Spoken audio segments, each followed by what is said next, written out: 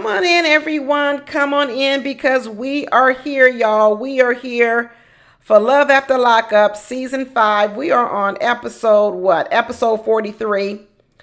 And they're calling this Ring and Run. Ring and Run. And I'm retitling it like I always do. I'm going to retitle it Selfish and Destructive because between Justine, Zariah, and Bianca, they're either selfish or very, very destructive. One of the two. Pick either one of those words, and they're either selfish or destructive. But just a little housekeeping before you guys come in, before you get comfortable all the way. Don't forget to hit that like button. If you've been here a couple of times and you're starting to vibe a little bit with me, just a little bit, go ahead and try to hit that subscribe button as well. And don't forget to leave comments down in the chat or in the comment section if you didn't make the premiere. If you made the premiere, hey everybody, how y'all doing? Happy Sunday. Happy Sunday. But let's get into it. Let's get into it right away. Since they call it Ring and Run, let's just go ahead and start with the ring because didn't too much happen with Melissa and Joey besides Joey going to the ring store, picking out a ring. And Melissa had told him she wanted 2 carat. So he says, okay, I'm going to set aside 10 to 12K for a 2 carat diamond ring. I was like, what? How you going to get a 2 carat diamond ring for 2K unless you're going to get cubic zirconia? I don't know. But he learned real quickly that a 2 carat diamond ring is more than 10 to 12K. And he went on down there to the jeweler. And first they told him a 25K. He's like, oh, I got to go outside and take a breather because I ain't got 25K to be spending on a ring. And I may love Melissa, but I don't know if she's worth 25K. I don't know why Melissa is making this man buy a $25,000 ring and he works at a pizza shop. He really is trying to do the best he can out of prison. He's trying to do some good stuff. But now she's over here saying, I want a $25,000 diamond ring and he works at a pizza shop. But he's been saving up some money, but he says, I ain't got $25,000. So he goes out and takes a break. And then when he comes back in, the jeweler says, you know what? I'm going to give you a deal of a lifetime. I'm going to give you a deal of a lifetime. He says, I'm going to knock 25% off of it. And I'm going to bring it all the way down to 18.5. And Louis said, I'll take it. Louis said, I'll take it. There you go, folks. Now you know that whenever you go to a jeweler, you can at least get 25% off. That's just how much they mark up these rings. So next time you go buy a piece of jewelry from a jeweler, ask for 50% off and then maybe you settle for 25. Who knows? But he's $6,500 over budget, but he said it's worth it. And so I guess next episode we'll see him proposing to Melissa and hopefully she'll be happy. Hopefully she ain't got no attitude over the ring and she'll be happy. But one couple that's not happy is Brittany and Carrick. They're not happy. They were still living in that seedy motel room. And they said, now that the government is paying for this hotel room, they got restrictions on us. And we can't even go out past 11 o'clock. 11 p.m. is our curfew and we can't have no visitors. Girl, it's free. It's free. If you want to stay out to 11 o'clock, past 11, and you want visitors, then go and get your own hotel room. They act like they in prison. They go, I'm starting to feel like I'm in prison. You're not in prison. You have the ability to go get your own hotel room. But if you get in a free government hotel room, these are the rules. These are the rules. I tell you, folks want stuff for free, but they don't want to follow no rules. That's, I know y'all know I live in California from the LA area all my life, pretty much so. And I used to work, trying to help build housing for homeless people, get homeless people into housing. A lot of the homeless population in LA they have a lot of mental health issues. They got drug issues. And they always wonder why LA can't solve their homeless problem because a lot of the homeless people don't want to follow the rules of the housing. Because one of the rules of the housing is that you enter a drug treatment program and you don't just be sitting up here getting high all the time. And they go, well, I don't want to do that, so I don't want the housing. I'd rather live on the street and get high and drunk all the time and have all my other drug addict friends around me in my tent camp. So even though there's housing for me, I really don't want to go live in it because I don't want to follow the rules.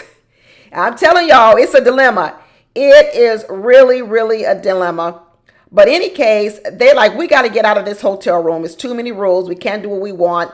They said the system is failing them because they want to move to Texas, and Texas is saying, we don't want no more felons.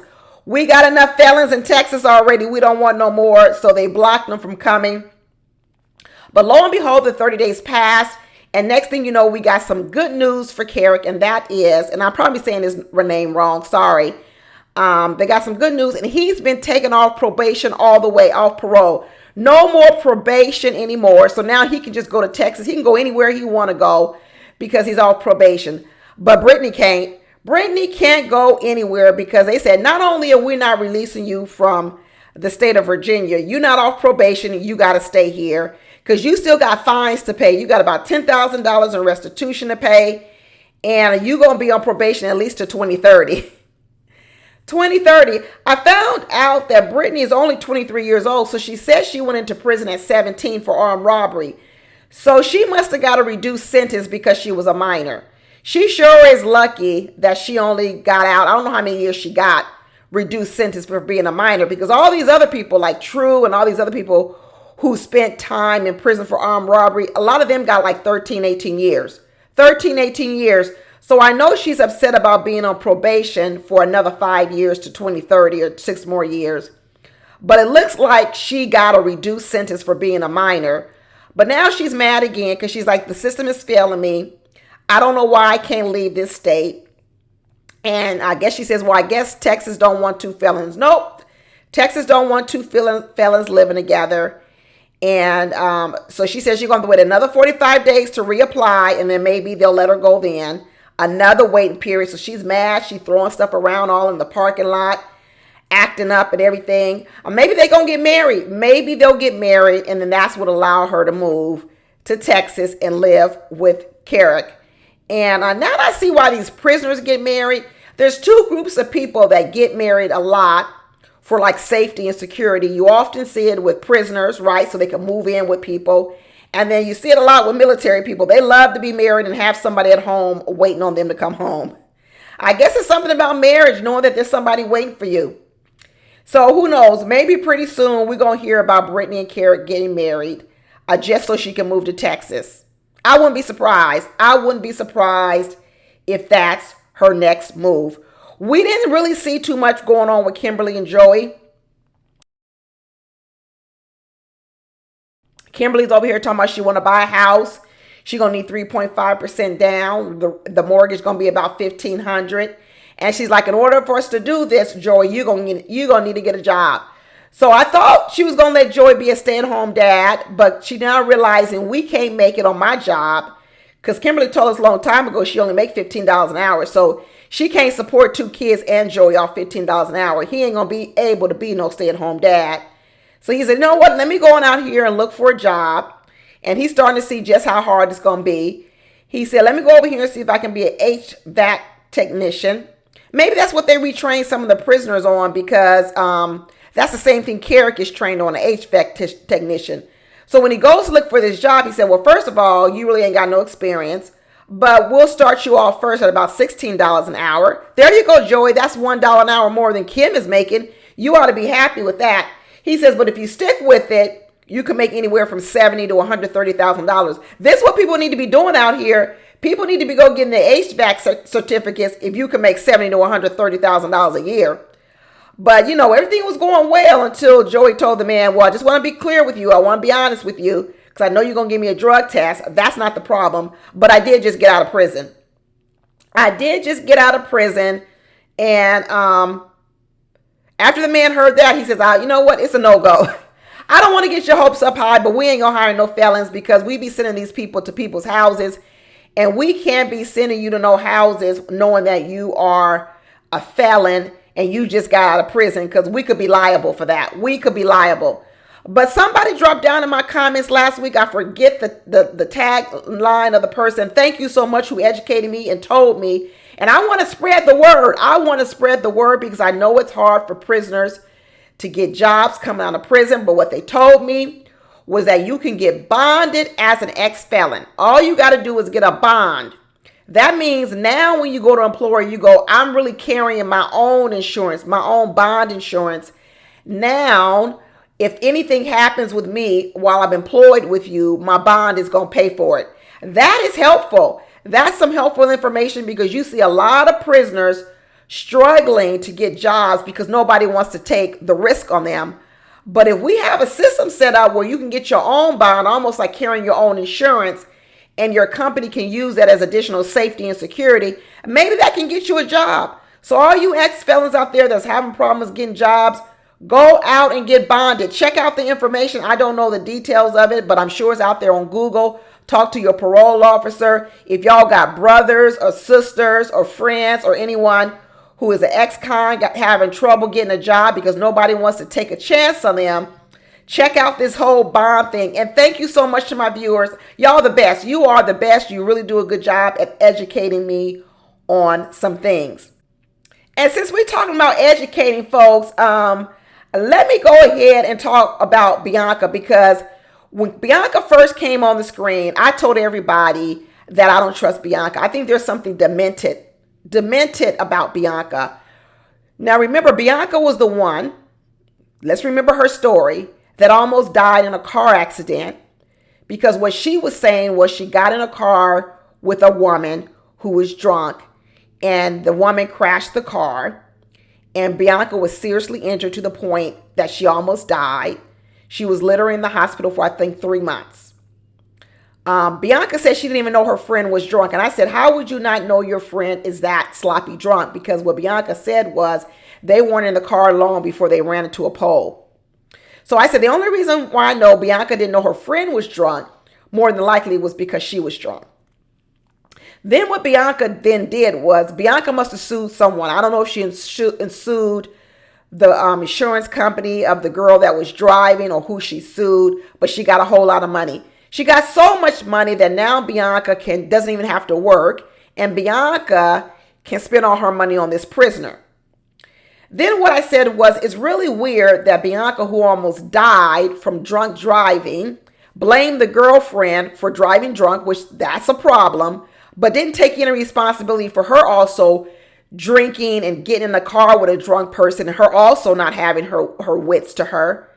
Now she goes out and she looks purposely for a prisoner who is in jail due to drunk driving. She searched for Daniel. She picked him out because he was serving time for drunk driving. And I said, that's really weird. I go, is she looking to punish Daniel? What is this sort of sick, demented thing that she's on? Well, we come to find out that I think I might be right. It was all speculation before, and it still is speculation. But I'm telling you, it's coming into frame. It is really coming into frame. Because what we find out is as Daniel's going shopping with his parents, his mom and his dad, to get some new clothes since he's just out of prison, Bianca then goes to a bar with Daniel's cousin, and they proceed to drink. They don't just have one little drink. Bianca starts in on the vodka and cranberry, and she's got to have at least 5 drinks plus a couple of shots. She has about 5 drinks, a couple of shots. She's running around telling that cousin about how Daniel's lousy in the bed and all he wants to do is stick it in. He don't want no romantic stuff, no foreplay, no nothing. His cousin's getting drunk too, saying, I guess I really can't talk about Daniel because that's all I want to do too is stick it in, so I really ain't got no advice for her. Daniel's over here in this clothing shop buying her a fashion ring so he can propose to her, and Bianca's over in the bar boozing it up with the cousin. Now, when Daniel finally finishes with the family, he comes over to where they're supposed to be having a little lunch, but instead of having lunch, they're having drinks, and he sees that she's sloppy drunk, and he says, oh, I'm triggered because watching you drink makes me want to drink. And so now Daniel's mom is all upset. The stepdad is upset. Everybody's upset and says, man, Bianca, this is triggering to Daniel. And are you really going to be a good influence on Daniel? And what Bianca says to Daniel is, that's not my problem. That's yours. That's not my problem. That's yours. And what she says is, you're not going to tell me not to drink. I'm going to drink as much as I want to. Because what we know about Bianca is she is an alcoholic. She's an alcoholic. And here was a girl who was in a car accident, almost died, blamed the car accident on the woman that was driving drunk. She took no ownership responsibility, sued someone, got a whole lot of money for it, And now what she's doing is she's engaging in the same type of pattern of behavior. And in addition to that, when Daniel said it triggers me and makes me want to have a drink, she tells Daniel, well, why don't you go ahead and have a drink? Have a drink. Because that's not my problem and I'm not going to change anything about me. And when I really knew that she was really demented was when Daniel said, let's go outside and talk. What Bianca said was, kiss me. Kiss me. And he said, no, I don't want to kiss you because I don't want to taste the alcohol on your lips, because what that will do is send me down a spiral. And then I will want to go from alcohol. And I also want to be sitting around maybe doing some meth too. And she said, so what? Kiss me, kiss me. Like I said, Bianca is here to cause the downfall of Daniel. She want to kill Daniel. I'm telling y'all right now that Bianca is on some sick mission. She's demented. She actually needs psychological help, because what she's doing is she not only didn't learn from her experience of almost dying, she's trying to recreate it. And she's trying to recreate it and also at the same time punish Daniel. I don't really know how to explain it. I know there's a whole lot of people down in the chat right now. Y'all are licensed therapists, psychiatrists, behavioral social workers. Y'all know a whole lot more than me. Oftentimes, y'all tell me the terms of what I'm talking about because I don't know the terms. I don't know the clinical diagnosis. But I'm telling you right now what Bianca is living out is like some type of, she's living out something. It's really weird, y'all. It's really weird. It's really demented. It's really, really sick. That father was trying to tell her, hey, Bianca, can you control your drinking? Can you just lay off the nip just a little bit? And basically, she ain't going to do it. She's not going to do it. And then what she says is, as she's walking to the car for them to leave this bar and grill, she says, I actually think that I can drive. So you're ready to get in the car again and do what you just did before. And then the mother says, no, you can't drive. We will drive for you. And she says, well, I'm really not all that drunk, but I am drunk. She gets home. She can't even get in the house. She can't even use the key to open the door because she's fidgeting with it. She just tells Daniel, why don't you do it for me? Because I'm sloppy drunk. I'm sloppy drunk. Boy, oh boy, oh boy. Like I said, what is this called, y'all? Please, somebody tell me what this behavior is that Bianca's doing, because I almost think Bianca wants to die. It's almost like she really, really wants to die. And she wants Daniel to die along with her. The life that she's living is so destructive. It's almost like she wants to recreate what almost happened to her before, but this time she wants it to happen. She wants it to happen. And when we talk about death, we got to talk about Michael and Justine, because Justine is over here flirting with death because she's about to have this baby. Not only is she flirting with death, but we also know that she's very, very selfish. I said it last week that she was selfish. And out of the mouth of babes, well, they're not completely babes, but Justine's 19-year-old daughter and Michael's 16-year-old daughter told both of them to their face that y'all are selfish and irresponsible. Selfish and irresponsible. You mean to tell me that Justine is sitting over here talking to her 19-year-old daughter about, I got to put a will together because I have a high-risk pregnancy. The doctors told me something terrible could go wrong during birth. And also what that would mean is that I would leave behind, 3 or 4 of your siblings. And what I want you to do at 19 is take care of them, because I don't think that Michael will be able to handle it.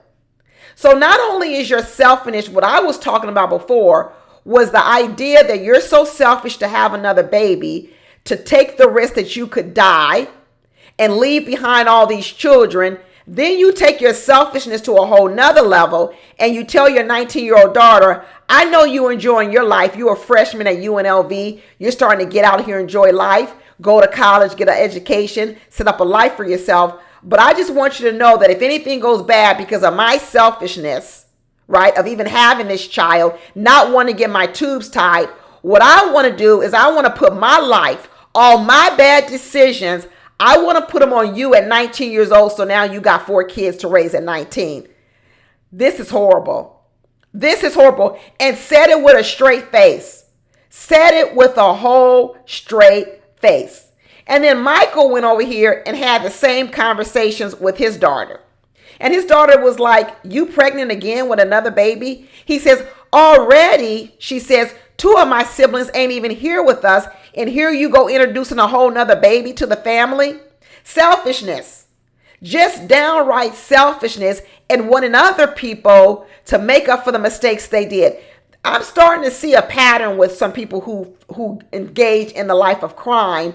And one of the things I'm seeing with some of the prisoners who engage in crime, because we find out that Justine did serve time and so did Michael. I think Justine was in prison too. Was Justine ever in prison? No, I don't think she was ever in prison. But anyway, what I'm starting to see is that part of you being able to steal for someone is only thinking about yourself. That when you're hungry or you need money, what you do is you think about taking away from someone else so you can get what you want. There's a thought pattern about that. And even now when they're out of prison, the same thought pattern is with a lot of these prisoners. It's like, I don't need to be responsible completely for all the things that I did wrong, right? I don't really want to pay the price for everything I did wrong, all my bad decisions. And what I think is I can do is just pass them on to you.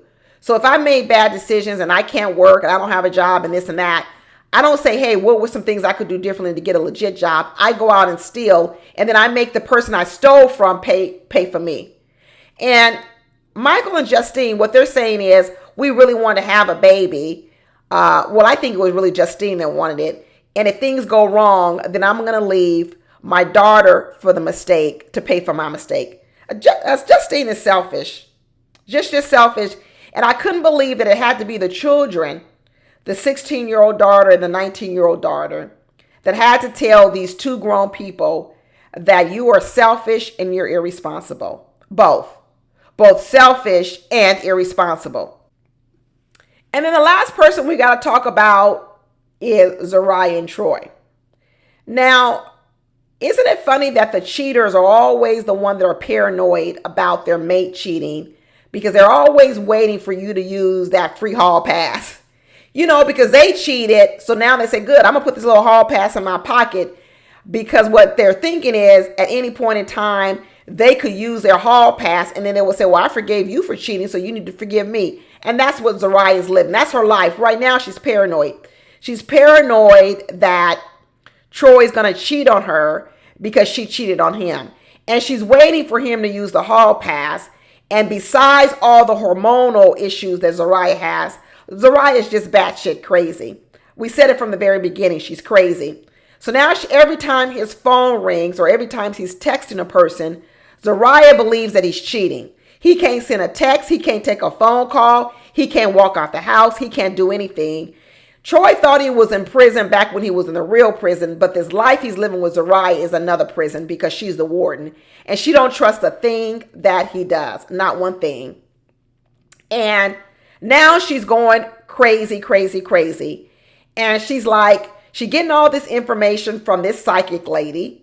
And she goes to this psychic lady, and the psychic lady says there's some woman in his past that's around him. And the immediate thing that Zariah does is gets up, yelling and screaming, storms out of the room, talks about, are you cheating on me? Are you cheating on me? This psychic lady is predicting a whole lot of calamity. She's predicting a whole lot of bad influence on Troy or them as a couple. And I'm really wondering if it's the psychic lady. All this bad energy she's detecting, to me, it seems like it's the psychic lady. Zariah says she's been going to the psychic for over a year, and it seems that's when all her problems started. All her problems seem to start when she started going to this psychic lady. And the thing that I'm wondering is, how is it that the psychic lady can tell Zariah everything that Troy's doing wrong, but the psychic lady didn't tell Troy nothing about how Zariah was over here lying about money and cheating with people? How can the psychic lady predict Troy's cheating, but she didn't say nothing about Zariah lying about all this money and their financial situation?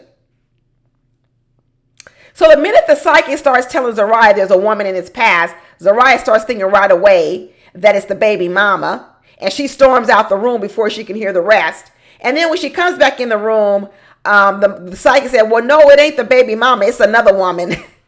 It's another woman. But I do want to say I don't think that Troy is cheating. Too late. Too late, because Zariah over here dibbling and dabbling in this stuff. The minute she heard the word woman, period, she goes off. She needs to stop going to this psychic.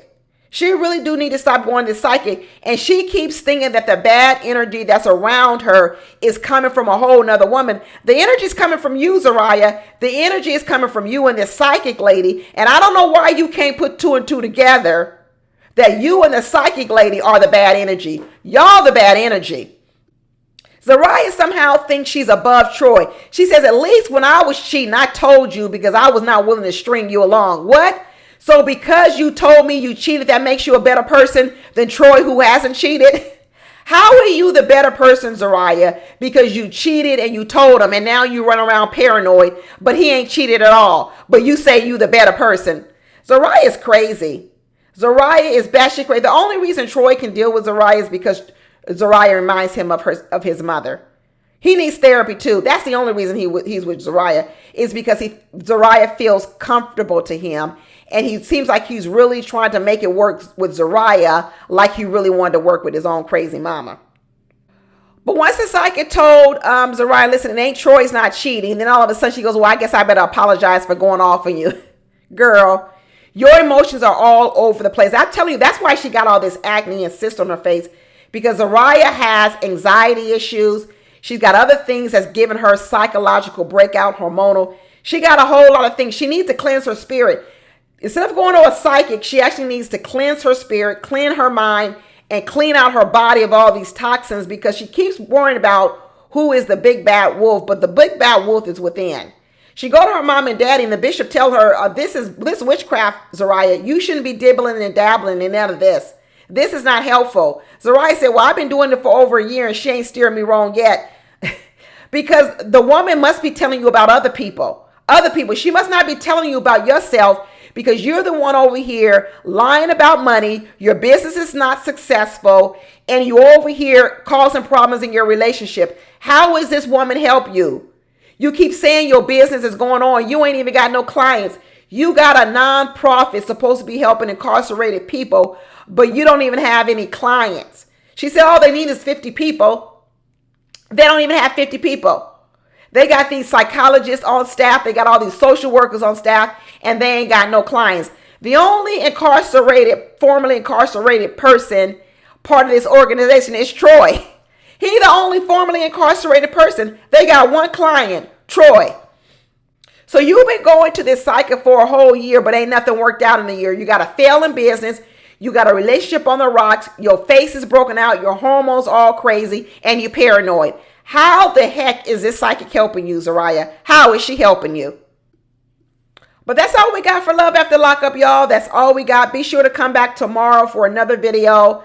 I think tomorrow I'll either be doing 90 Day Fiance, or I'll be doing Queen's Court or Love and Marriage DC. I don't know which one yet. So be sure to subscribe. Be sure to check my community tab, because I typically post which one's coming up next. And I'll see you guys next time in the chat, in the comment section. Talk to y'all later. Bye.